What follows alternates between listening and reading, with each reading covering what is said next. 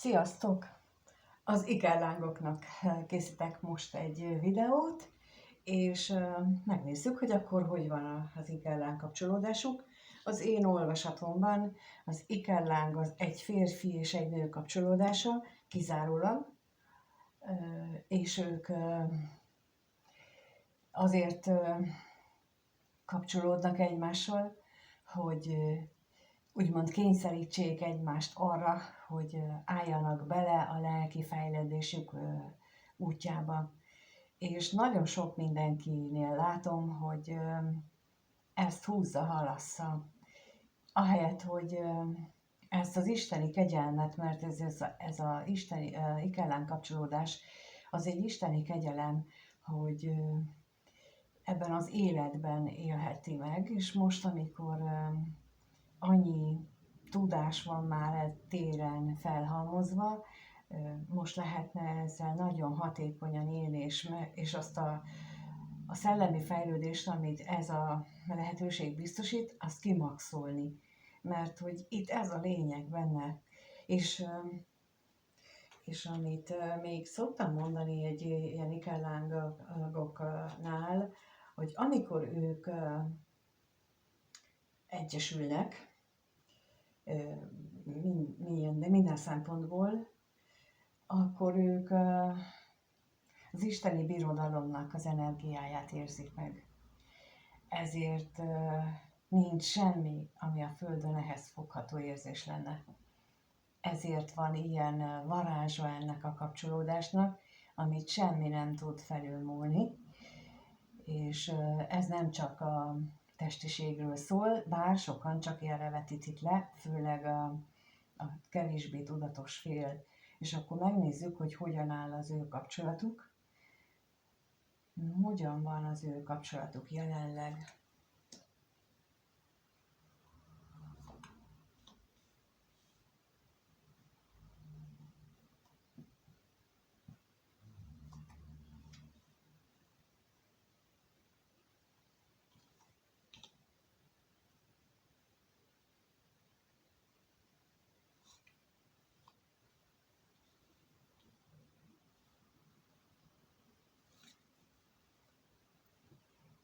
Húha, nagyon nehéz ez a kapcsolat jelenleg, főleg azért, mert már jó ideje külön vannak, jó ideje külön fejlődnek, mondom így, ugyanakkor pedig fejlődnek. Tehát az látszik, hogy itt nagy erővel haladnak mind a ketten a szellemi fejlődésen, az érték felé, a szellemi értékek irányába, és úgy látom, hogy ebben a kapcsolatban a különlét hozza azt a célt, amiért így külön vannak. Na megnézzük akkor, hogy mit tudhatunk meg itt a hamisságról. Mi az a hamisság? Mit tudhatunk meg a hamisságról?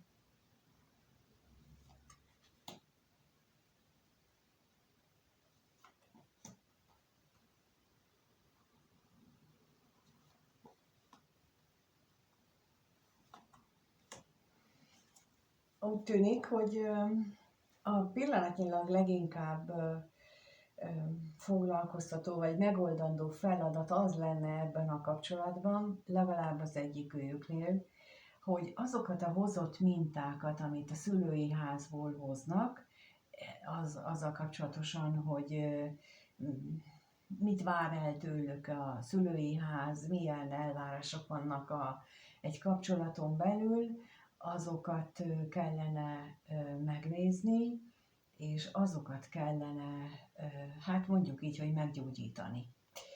És nagyon gyakran az ikerláng kapcsolódásoknál nagyon gyakori, hogy a kevésbé tudatos félnek felelősségvállalási problémái vannak. És a felelősségvállalás nem arról szól, hogy elmegy dolgozni, és keresse elég pénzt a családjának a extra igényeire is, hanem arról szól, hogy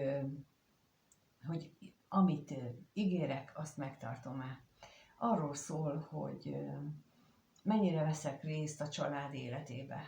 Arról szól, hogy megadom-e a biztonságot apaként a gyermekemnek, vagy anyaként az egész családnak, mert ugye a nő az, aki a család bázisát képezi, és ő ad biztonságot a férfinak is, cserébe a férfi ugyanolyan biztonságot ad neki.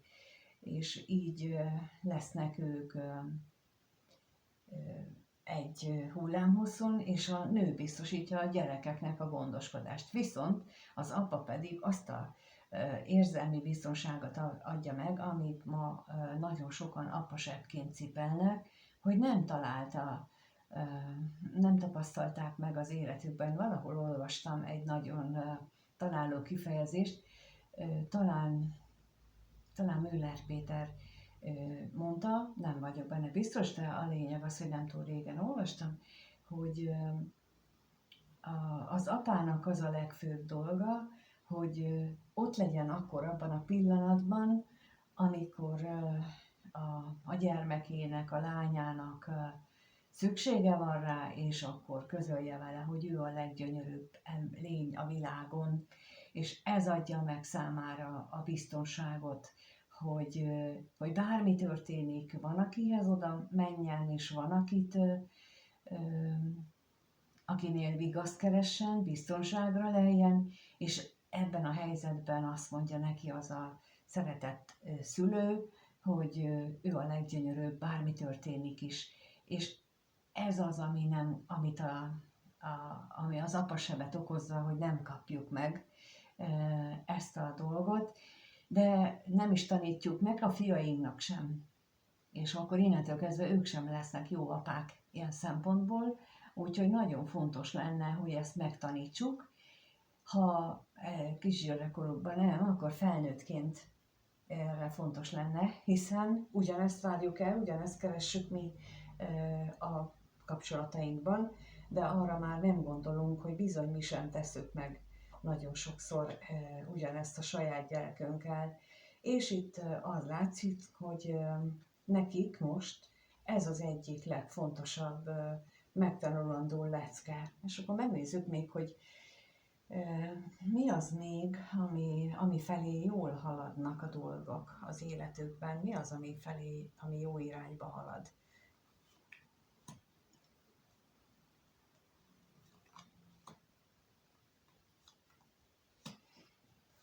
Nekem meggyőződésem az, hogy azok az ikerlángok, akiknél már aktiválódott a kapcsolódás, és ugye azok jönnek hozzám leginkább, őket küldik az égiek, azért, mert biztos tudok nekik valamit mondani, és biztos tudom valahogy őket vezetni valamilyen irányba, de az a lényeg, hogy akiknél aktiválódott, és az én véleményem szerint azoknak van esély arra, itt most ebben az inkarnációban, hogy ők együtt is lehessenek. Mert itt is azt mutatják a lapok, ugye azt kérdeztem, hogy mi az a jó dolog, ami felé vágtatnak az események, és azt mutatják, hogy a vágyaiknak a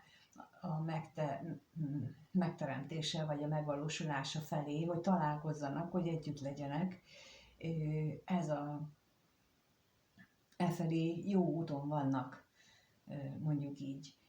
És ez csak akkor és kizárólag akkor valósulhat meg, mint ahogy sokszor elmondom, a találkozás is, és aztán az együttlét is, hogyha mindkét fél egy bizonyos szintet megfejlődik.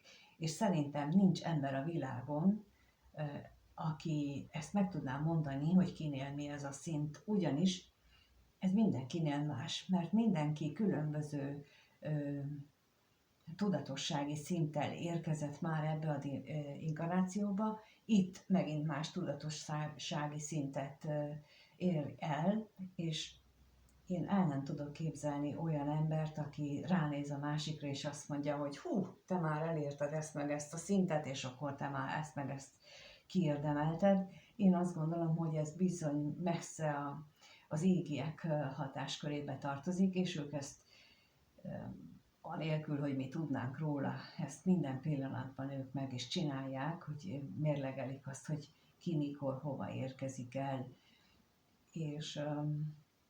és itt úgy látszik, hogy azt mutatják legalábbis a lapok, hogy akiknek, a ikerlángoknak most nézzük az energiáját, ők bizony nagyon jó úton haladnak arra, hogy ők a vágyaiknak megfelelően találkozzanak, együtt legyenek, beszéljenek, mert hogy itt talán sikerülnek ezeket a régi traumákat feloldani. Na de megnézzük, hogy ők hogyan gondolkodnak egymásról, milyen gondolataik vannak egymással kapcsolatosan, ezt kérdezzük meg. Az ikerláng pár hogyan gondolkodik egymásról? Kettőt kérek, először a férfi hogyan gondolkodik a nőről. Kettőt.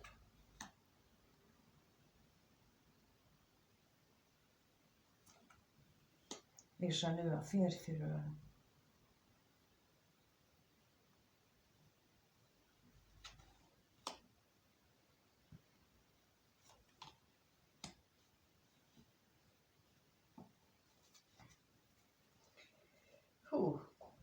Láthatóan a férfi úgy gondolja, hogy a múltban sok fájdalmat okozhatott a nőnek.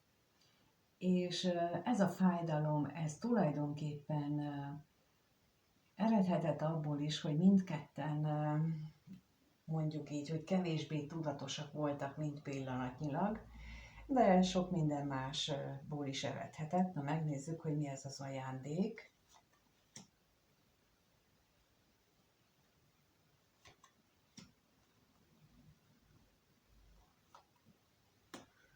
És a szomorúságra is kérek, hogy mi ez a fájdalom, amit okoztak.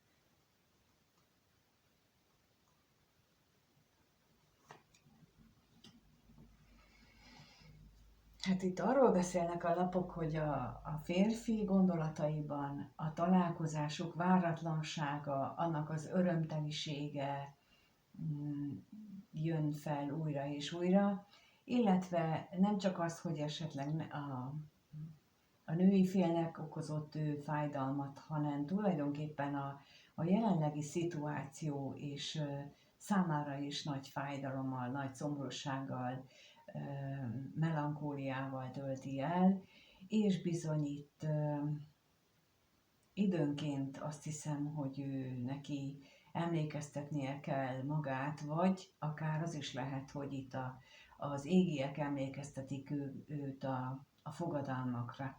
És tulajdonképpen itt az ikerláng kapcsolódásnak a lényege az olyan égi fogadalom tulajdonképpen, nem fogadalom abban az értelemben, hanem amikor ők külön lettek választva, azért, hogy így dupla annyi fejlődést tudjanak elérni, és most, hogy tovább menjenek, akkor ahhoz egyesülniük kell, de az csak és kizárólag akkor, amikor egy bizonyos fejlődési szintet elérnek. Időnként viszont így az égi segítők, főleg a már tudatosabb és fejlettebb ikerlángoknak, őket emlékeztetik arra, hogy milyen jutalom vár rájuk, mondjuk így is. Valahol úgy látom, hogy a férfiban ez mostanában megtörténik, hogy valahogy ő zsigerileg érzi azt, hogy itt valami jó következik.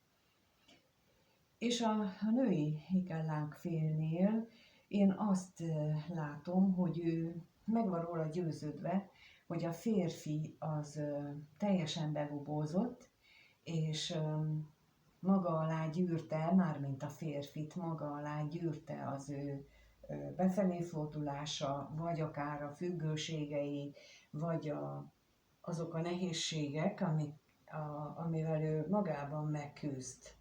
És akkor itt most kérnék szépen a hamisságra, hogy arról mit tudhatunk meg a hamisságról. Mit tudhatunk meg a hamisságról?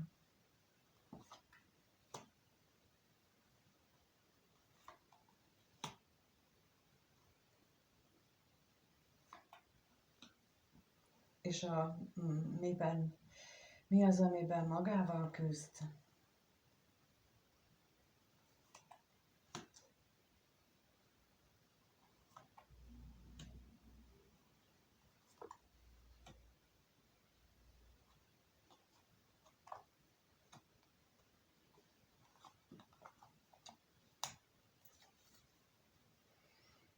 Hát amivel küzd, az az, hogy ha ő maga mögött hagyja azokat a hitrendszereket, amit ő eddig élt, aminek a hatalmas befolyása volt az életére, akkor ő nincs telennek fogja érezni magát, akkor ő alól kihúzzák a lába alól a talajt. Ugyanakkor pedig egyfajta, mint az előbb is mondtam, tehát hogy ezt is gondolja a női fél, tehát hogy így fél megadni magát az univerzum energiájának, vagy a teremtő energiájának, és ez a bizalom, tehát nincs meg benne ez a feltétlen hit, hogy legyen meg a te akaratod, Uram, és akkor ha föl kell adnom valamit, tehát akkor legyen. Ezt a nő úgy érzi, úgy gondolja, hogy a férfiban ez nincs meg, és makacsul ragaszkodik ahhoz, a gondolatokkal majd ő létrehozza azt, amire ő vágyik. És bizony ez bocsánat, gyorsan akartam mondani, a titok jutott eszembe, a teremtés, nem most nem jut eszembe annak, hogy szokták mondani. Szóval amikor a tudatunkkal teremtünk, azt erőlteti itt a férfi, legalábbis a nő úgy gondolja, hogy azt erőlteti, hogy majd ő akkor megváltoztatja a tudatával itt ezt az egészet, de ez valójában ez a vonzás törvénye, bocsánat, most jutott eszembe, a vonzás törvénye az csak magas tudati szinten működik. Tehát a alacsonyabb tudati szinten csak alacsony dolgok tudnak létrejönni, tehát hogyha valaki csak a félelem és a gyűlölet és a harag és a büszkeség, maximum a büszkeség tudatszintjén van, akkor, és ott én vagyok, minden mondat így kezdődik, ott abból csak ilyet lehet teremteni, ott abból nem lehet szeretetet, örömet és jólétet teremteni. Ott az alacsony tudatszinten azok nem tudnak jót hozni, és olyan, mintha a nő azt gondolná, hogy a férfi még ehhez ragaszkodik, de nagyon ragaszkodik ehhez, és ez a belső megélése az, ami korlátozza őt. Megnézzük, hogy egyébként milyen érzésekkel vannak egymás iránt, mit éreznek egymás iránt, az ikellánk pár, kettőt kérek itt is, először a férfi, mit érez a nő iránt, mit érez iránta, és a nő mit érez a férfi iránt.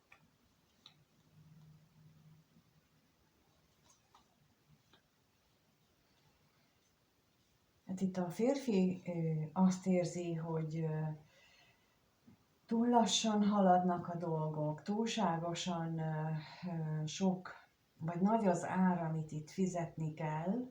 Na és akkor nézzük a veszteséget.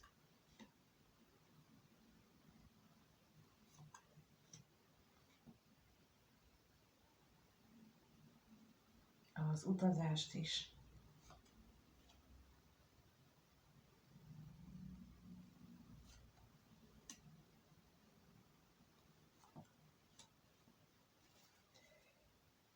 Lehetséges, hogy ő valamilyen módon összekapcsolta már itt az ő saját életének változását, illetve a körülményeit ezzel az ikellán kapcsolódással, amiről nem biztos, hogy tud, hogy mi ez. Lényeg az, hogy összekapcsolta ezzel a párjával, és ő túl nagy árnak látja azt, hogy amit itt kér ez a kapcsolat tőle, ugyanakkor pedig vele is van ebbe betegedve, hogy mert annyira reménykedik, hogy mégiscsak valami jó lesz.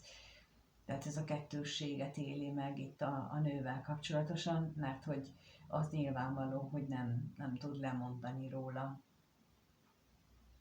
És a nő részéről pedig ennek a kapcsolatnak az értékessége látszik, és az a fajta belső érték, amit a férfiban lát. Na nézzük ezt a pénzt.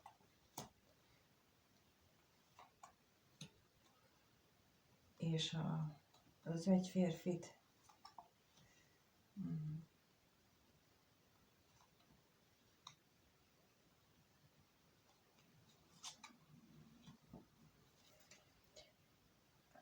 Férfiban lát, mert ő látja a mély érzelmeit a férfinak, de azt is látja, hogy ezt elzárja, és csak nagyon ritkán mutatja meg.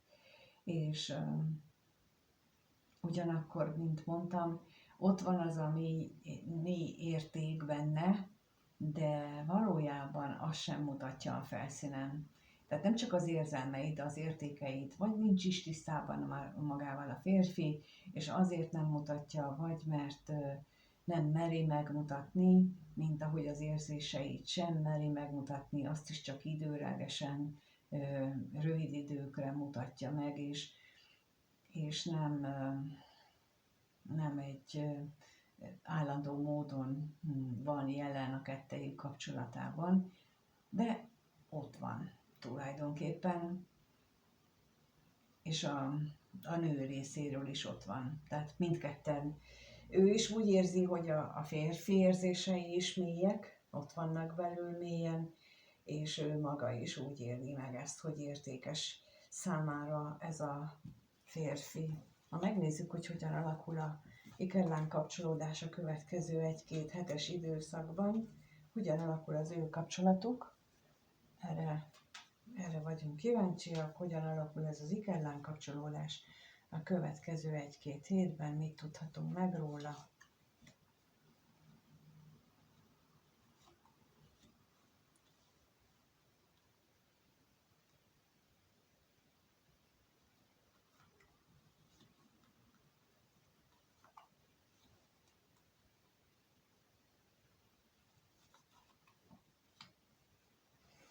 Hát itt egészen úgy látszik, hogy ő náluk lesz találkozás.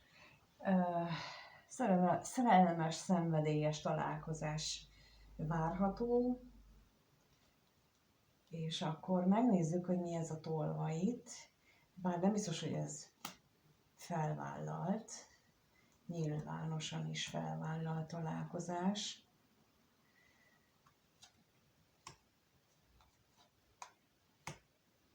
De olyan, minthogyha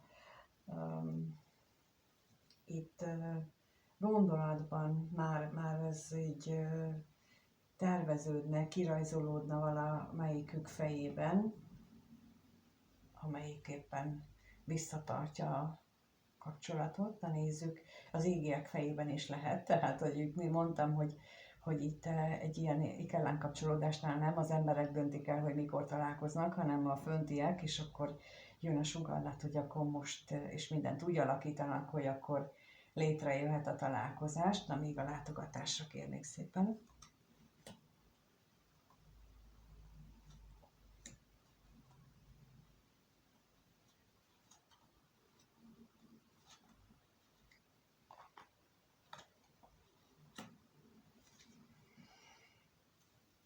Hát van, akinél csak beszélnek róla, de van, akinél pedig beszélnek róla, és arról, hogy akkor most nem.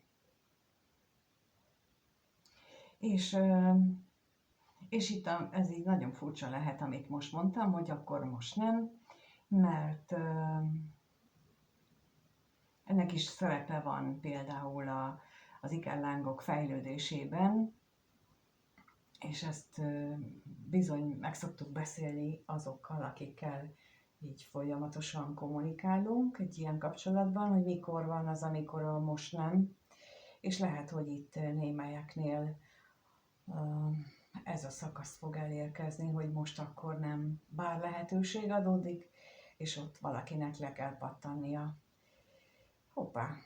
Na, jó ez, nagyon jó, mert az egy nagyon előre haladott állapotot jelez már, amikor egyik kimeri mondani, van ereje és bátorsága hozzá, és a másik meg már ott tart, hogy ő most megkapja ezt a pofont, mert az meg azt jelenti, hogy már nagyon közel van a végéhez, a felelősségvállaláshoz. Nagyon-nagyon jó kis időszak jön. Én remélem, hogy nagyon sok mindenkinek bejön, akik most itt vannak és hallgatják ezt. Köszönöm, hogy itt vagytok és hallgatjátok, és megnézitek a videókat, és a lájkokat, és a feliratkozásokat is köszönöm. És a kommentekbe is megírhatjátok, hogy nálatok ez van esély, vagy hogyan vannak ezek a belső átalakulások, hogyan zajlanak, milyen csodákat éltek meg közben, milyen felismeréseket, azt is nyugodtan megírhatjátok, nem kell annyira személyesre venni, és úgy is meg lehet írni. Úgyhogy köszönöm, ha ezt megteszitek, és amíg nem találkozunk, addig mindenkinek minden jót kívánok. Köszönöm, hogy itt voltatok. Sziasztok!